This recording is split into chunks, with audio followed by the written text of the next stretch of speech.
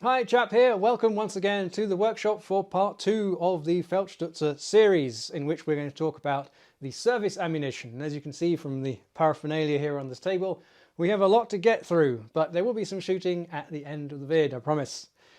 Now, as I mentioned in part 1, the sharpshooters benefited from a first caliber reduction in roughly 1842 under the published recommendations for the future percussion carbines for sharpshooters across all the cantons, and so they reduced to roughly 56, 58 cal.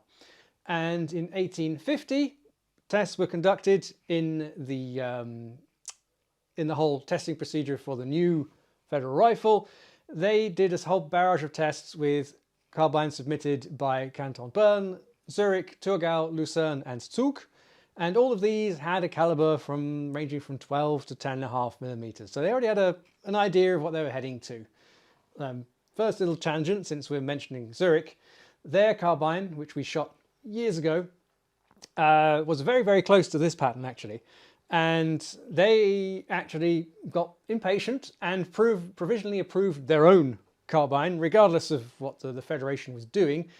And this was because the new central government in Bern was taking so long to deliver the technical package for the 1851 that they decided to go ahead with their own in the meantime. Anyway, back on track. Ultimately, it's the 10.5 caliber which is approved, but the next question is, what projectile is it going to shoot? Now, round ball was completely out of the question by then. We're in the 1850s. Conical bullets have been appearing in various forms since the 1850s, and their ballistic advantages are now unquestionable. But how should it be employed? We have flat-based conicals on a stepped breech, like the Delvine system. We have flat-based grooved Tamisier-style bullets with a pillar breech. That's also possible. Or there's this newfangled French hollow-based bullet that everyone's raving about. You'd think the choice was pretty obvious, right? But you'd actually be wrong. And this is where Johann Wild, a local boy, enters the chat and says, "Herren, ich habe eine tolle Idee." As I mentioned in part 1, this gentleman was pivotal in the creation of this rifle system, we'll call it. And he'd been indeed studying the various elements that constitute a Stutzer, not only in Switzerland, but also the northern Germanic states from a scientific and also mathematical standpoint. And he'd even had some success convincing the commissions of Baden, Hessen-Darmstadt and Württemberg to adopt his system for their Jägerbuchse, so their equivalent to this rifle. So what was this system? Well, his idea was to use a relatively thick and very dense woven nylon patch around the projectile in such a way that it forms a sabot, in the sense that the bullet itself doesn't get deformed in any way during loading and firing, more importantly. You rightly stated that bullets jumping the rifling, especially when you're going for heavy loads, was extremely detrimental to accuracy, long-range accuracy. And yes, he's absolutely right. So if the bullet is not having any interaction at all with the rifling, you don't have this effect. Also, the bullet should be easy to load, so it is not deformed during loading, so none of this hammering it down. And this should be consistent for at least 100 shots. And how was this achieved? Well, it was done by folding the patch around the bullet with a number of pleats equal to the number of grooves in the rifling, so you sort of end up with a sort of cupcake effect. And perhaps most controversially, one should not use grease, which, according to him, while it's very good for loading, it was a contributor to fouling. So get rid of it. So you heard me, no grease, no lubricant while loading. So instead, what you would do at the shooter was to squirt a measure of water down the bore equal to 1/10 the volume of the bullet between shots, after having loaded the powder, obviously. And there was even a little powder flask, as a rough picture I found online, that was to be attached to the crossbelt of the soldier so they could quickly access it, and it would dispense a measured amount of water and quickly put it back. So the patched bullet was thrust down shortly after, and it would absorb the water because it's a nice thick patch, and it would wipe the bore. And of course, the patch would swell lightly and you would get a good gas seal. I can just imagine the faces of the commission members when he's starting squirting water down the barrel during his demonstrations. It must have been absolutely fantastic. So as wild as it sounds, apparently it worked very well indeed. And here's an example of the Baden Jägerbuchse, the 1843 pattern. And you can definitely see some of the sort of nascent lines of the 1851 rifle in there.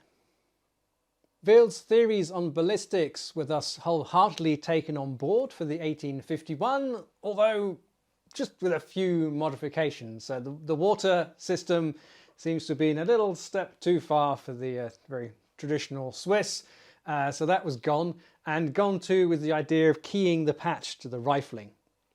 The one thing I did forget to mention was the notion in Wild's system that the loading technique needs to be extremely consistent to guarantee accuracy across a whole series of shots. And to do this, he reasoned that the volume available in which the powder would burn needed to be constant, so always the same, shot after shot after shot. And to do this, which I briefly mentioned in the first vid, the ramrod has an integral stop. Now you might have seen that also on the Baden rifle, so it's also present there. And this means that the bullet is always inserted exactly to the same depth down the bore over the fixed service powder charge. And of course this prevented compression of the charge, and even, dare I say it, most probably ensured a very, very small air gap between the powder and the bullet. The whole black powder community goes, "Oh, how dare they!" The first bullet profile chosen was this one, for which I'm lucky enough to have found an original mould for, and it was wrapped in a relatively thick round patch, so it's 0.015 of an inch. And yeah, so as I mentioned, kind of like a cupcake, and the patch was secured on by a string. All this is pretty much according to Wild's system. Now the patched portion was then dipped in lube. Riflemen were provided with their own mould, the lead, the patch material, and even the string, but they had to put it all together themselves. So they had to cast and then wrap it up and lube it. Powder was provided in separate cartridges, like this, paper cartridge. So these are some original ones, which luckily I found courtesy of Waffen Emmental. Thanks guys. I've opened one in the name of science, which was already damaged, so that you can actually see the quality of this perfectly corned number 4 powder, which roughly corresponds to the modern Swiss number 5. The uniformity of this puts all modern black powders to shame, even the good old Aubonne. This curious combination of a conical bullet with a patch didn't last very long. I'm not entirely convinced it was that successful in the first place.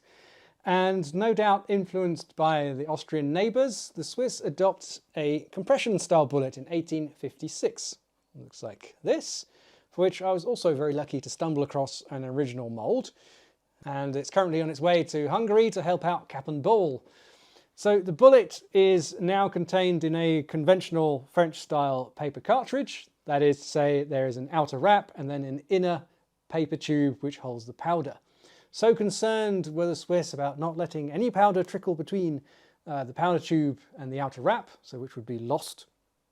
They actually recommended gluing the paper tube inside the outer wrap, so leaving nothing to chance there.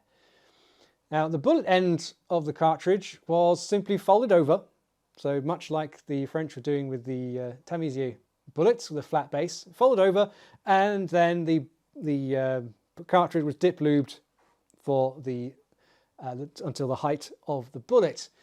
And this was quite interesting to me. This is also explicitly mentioned in the instructions I have, dated 1859.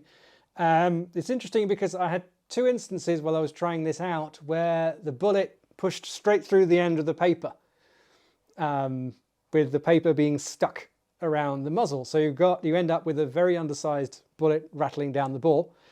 So now I do add a little dab of glue just to make sure that the base of the cartridge is held tight when loading.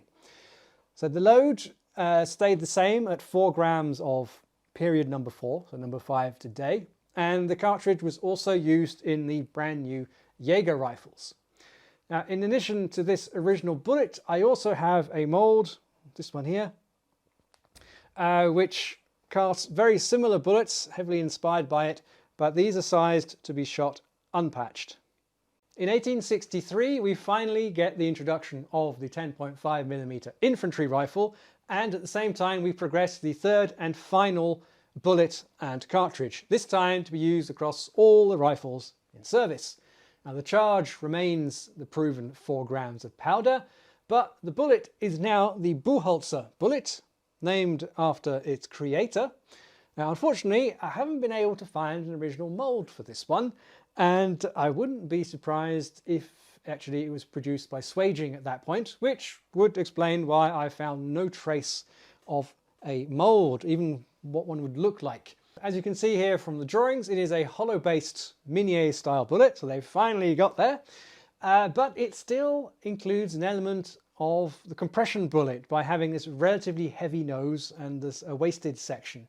So it does give a good initial resistance to forward movement and therefore more time for expansion of the skirt. By the way, if any of you have got any doubts about the lethality of these relatively small bullets at the time, I recommend you head over to Cap and Ball and look at his video on the ballistics testing, particularly the ballistics gel test with the Buchholzer bullet, and you will see that it is just as lethal as the much larger mini bullets that were flying around at the time. The 1863 paper cartridge appears to be the same as for the 1856, except that the paper can now be tucked into the base cavity of the bullet. But is it? Because in my Bible on these rifles, I have a picture where you see all the components that are needed to make cartridges, which from the label within the drawing dates it to 1864. And in there are 2 interesting patterns to cut out for the paper cartridge, labelled figure 3A and figure 3B. And what's clever about these 2 is that the powder tube and the outer wrap are integral to the one piece of paper, which I think is a genius idea. So making pattern 3A is like so.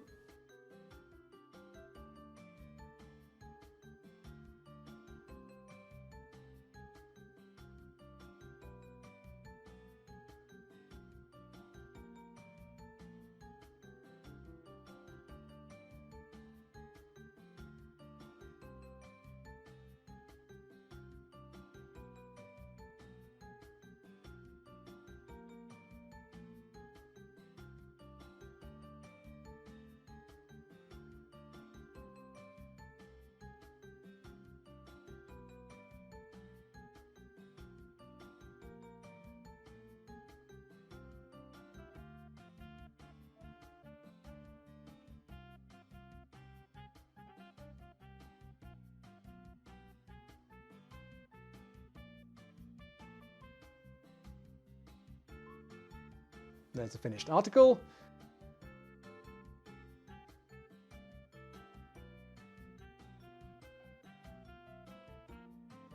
And making 3B is like so.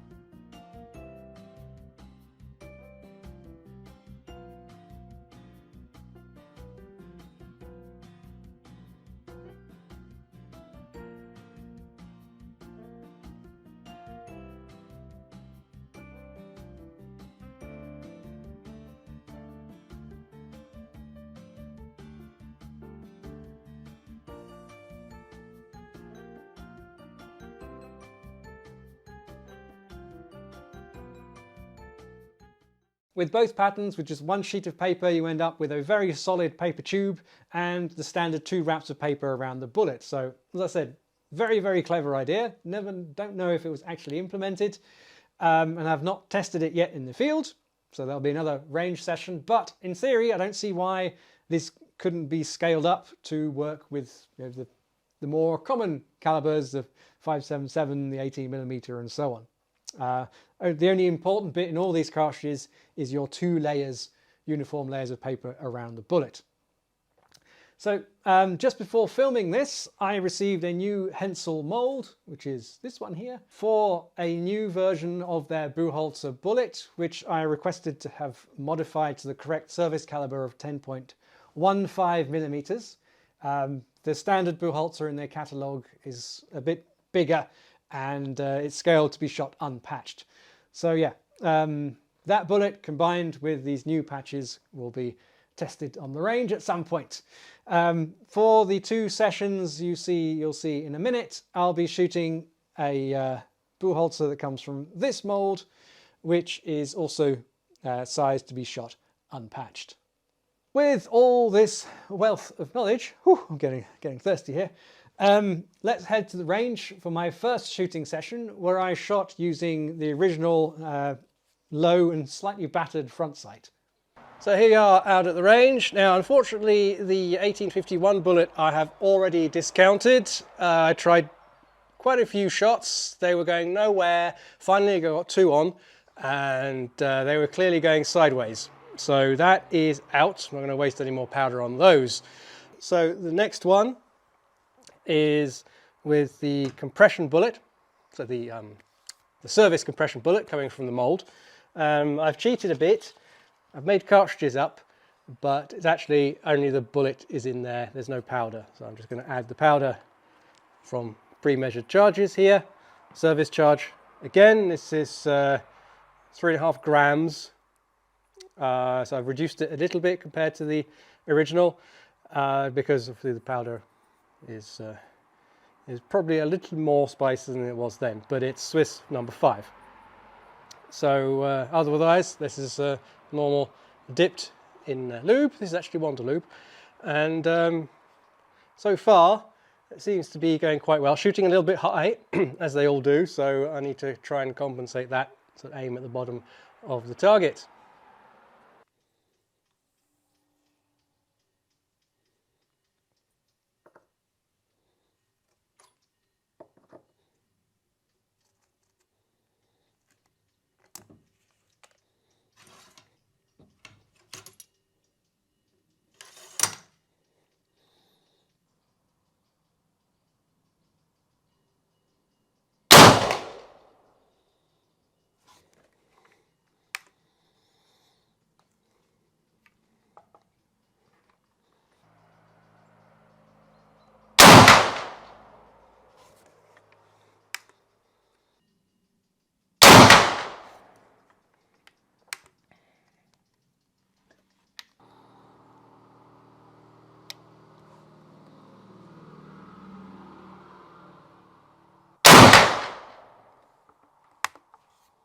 So the first series up here, which was quite promising, that was just aiming here at the bottom, and then all of a sudden they started stringing sideways, which is odd.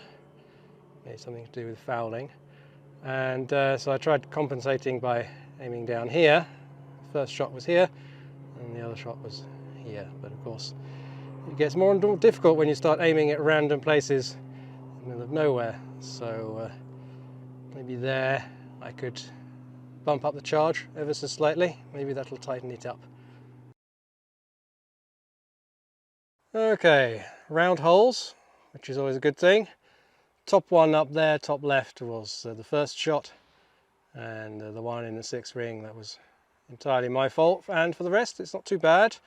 At least I had a relatively consistent aiming point, which was just at the bottom of the frame here at 6 o'clock, which helped.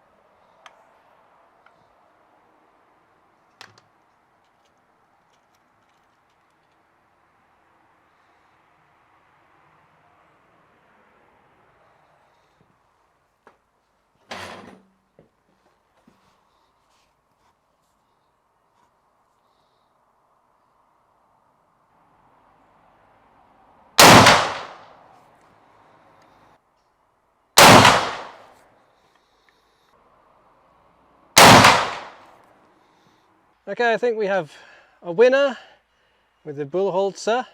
First shot was the one on the top left. I was aiming at the bottom of the card frame, 6 o'clock, and those three at the top there I can only put down to the treachery of the double set trigger. It is a mixed blessing. Also possibly I may have got confused between the bottom of the card and bottom of the frame, 50 meters. With my terrible eyesight, it's quite easy to confuse the two. Anyway, when I got it consistent, it's quite a good, promising group there. As you saw, it was a mixed range session. I was annoyed that the first pattern bullet didn't work at all. In retrospect, I think the patch was a little too thin, and also it was really annoying having to compensate for elevation due to the front sight. So, went home, made myself a new tall front sight on the mill. It's actually just simply double the height, as what it turned out to be, and also repatched some original bullets, this time in the patch thickness that was closer to the original, and off we go. All right, we're back at the range with 1851. Things have been busy in the workshop. I've made myself a new front sight. It's far too tall, but hopefully with a couple of ranging shots I can file it down. I've got my files with me, and then I'll get it to a height where it's bang on, or maybe even just leave it a little bit higher so I can set the rear sight. I can use the rear sight to regulate a bit rather than just having it set at the lowest point. So I'm also going to give the traditional first sight bullet, the 1851, another try. I've tried this twice before and it's failed spectacularly. They've all gone sideways. Slightly bigger patch this time. I have also got myself a little special starter which I've profiled as close as I can to the nose of the bullet, because you need so much effort to get these in, and these are soft lead that when I was using the brass starter it was deforming. I did some tests at home, loading it at home with a big brass weight inside the barrel, so that I could hammer out the barrel, the bullet from the inside, just rocking the barrel backwards and forwards to tap out the bullet and see what it looks like. So these are squeezed so hard that the weave pattern from the patch is pressed into the bullet, so there's a nice tight fitting. I'm still skeptical about the whole thing, because when I prepare these I notice that the patch, no matter how hard you try, is never evenly distributed around the bullet. So I'm still wondering why they adopted this pattern, but we'll try and make it work. All right, so I've started with the naked Bullholzer bullet, so the hybrid hollow base compression bullet. I'm using this because we know from the last series we shot a couple of weeks ago that they work. They're pretty accurate, so this is a good base to start with. In terms of load, I've gone to the service load as before. So 60 grains, Swiss number 5, about 4 grams. And we know that this is the adequate service load also in terms of volume, because when we load,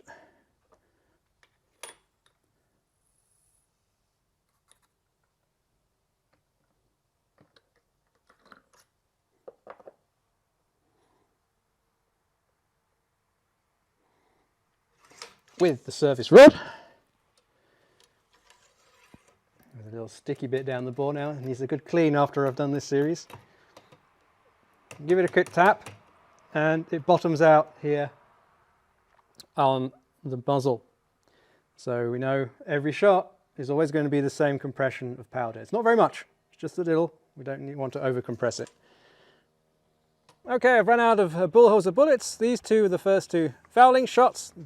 Barrel also always needs to get a couple of shots in before you get your expected point of impact. Once you get a bit of fouling in there, it's kind of perverse. Fouling is the enemy of black powder, but you need some to get what you're looking for. And then I did these three. filing down a little bit, and then I settle down with the front top of the blade, a little bit of white here underneath the 7, and I think I'm pretty much bang on. I don't want to remove too much from the front sight, so the rest is going to be on me. Started stringing a little bit. That's entirely my fault. It's a very thin front blade, and if you don't pay attention, it's very easy to start drifting. So if I pay attention, it's getting pretty good. So the rest is going to be practice.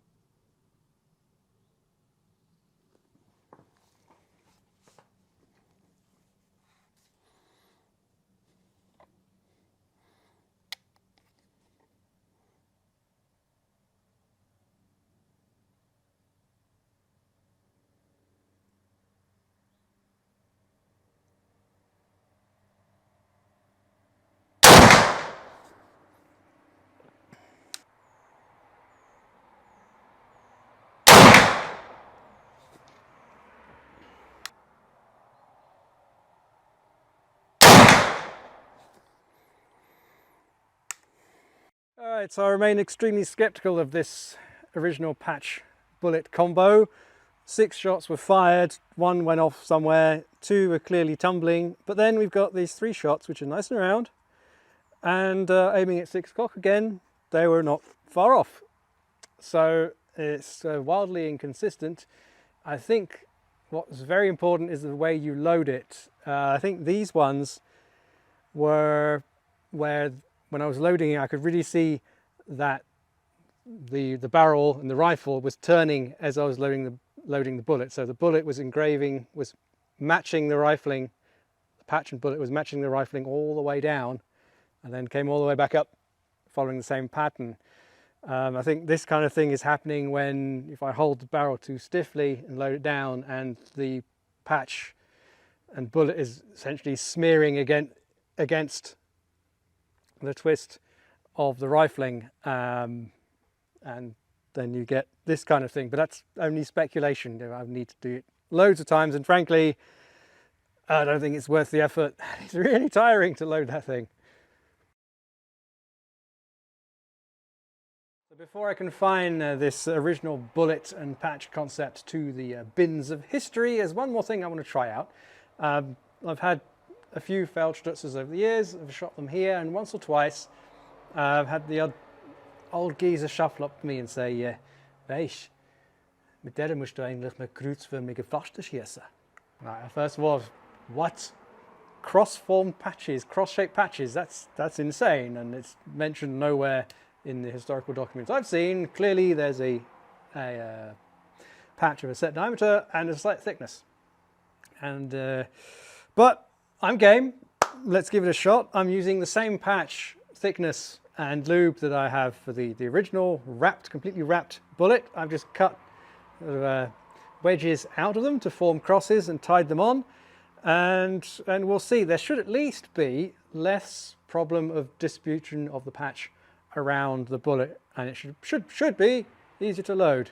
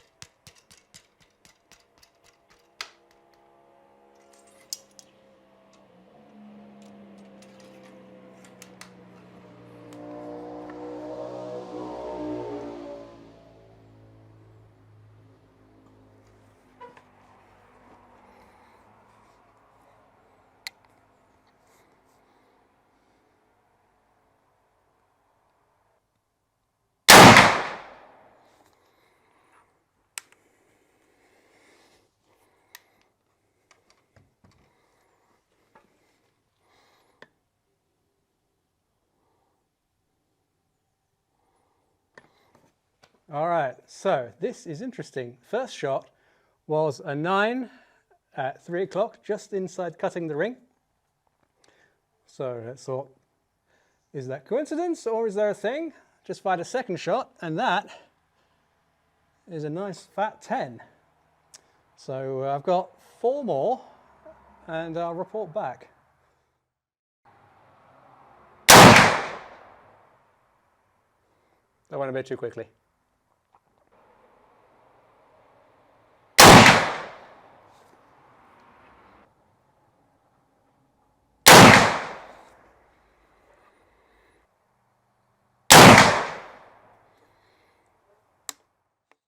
So, mea culpa, it seems to genuinely work.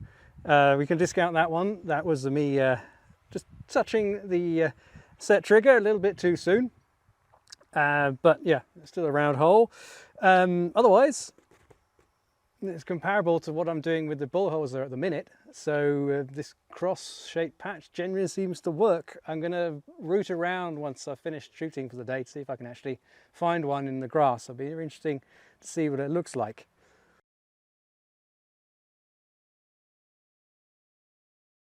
So as I've confessed, the real surprise was the potential of the cross-shaped patch. I really chucked those into my ammo box as a joke, but it definitely needs further investigation.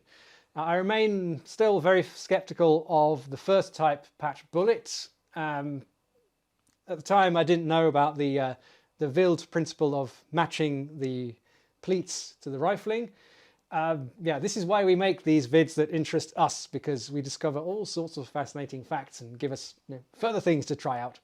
So I definitely need to try out a slightly thinner patch, just a little bit, maybe order a couple of increments to see if that has any influence, and maybe redesign my little tool I have so that I can make these 8 pleats when I push the bullet in. It's actually quite hard, even without pleats, to center the patch evenly and also have it bunch around the bullet, and both of which are actually essential to provide a nice even gas seal and an even rifle purchase. So even if a particular patch thickness solves the problem for me, it raises an important question logistically back in the day. If you stretch your minds back to part 1, the caliber tolerance for this was extremely generous, 10.2 millimeters to 11.1 millimeters. And if you factor in that you have a standard mold issued and a standard patch material issued, I can guarantee that loading my current bullet patch combination would be impossible if your rifle was towards the lower end of that scale. This one is actually pretty much bang on. Bore size is 10.49 millimeters. And you saw how hard it was to load, so with a separate short starter and stuff, which is definitely not in the spirit of the build system, which you're supposed to be able to load without any potential damage to the bullet. So here we are at the end of my journey so far. It's a long journey, we're not quite finished yet. So I'm going to keep working on the first style bullet, also revisit the cross-shaped patch, and try out these new Bullholzer bullets with the paper cartridges. So watch this space, and there'll probably be at some point a little quick update in the shape of a third episode. So that leaves me to thank you very much for your attention. I hope you stayed with me. This has been extremely nerdy, but extremely enjoyable to find out all the facts and everything. So thank you very much for all your support, whatever channel or platform you're following us on, and see you very soon. Bye.